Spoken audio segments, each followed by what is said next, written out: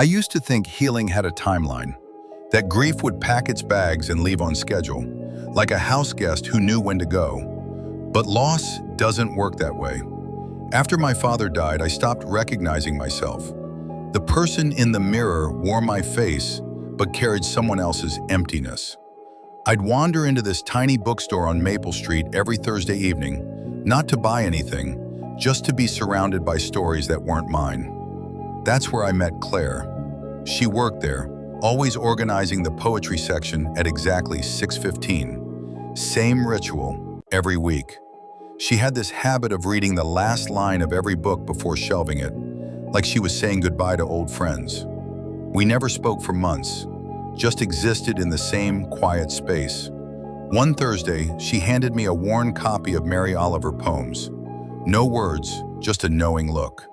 I opened it that night and found a note tucked inside, in handwriting that wasn't hers. It was my father's.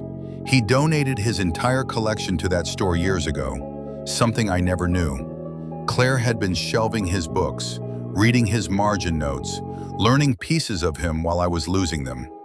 She didn't give me closure, she gave me something better. A reminder that the people we love leave echoes everywhere, in places we haven't even discovered yet.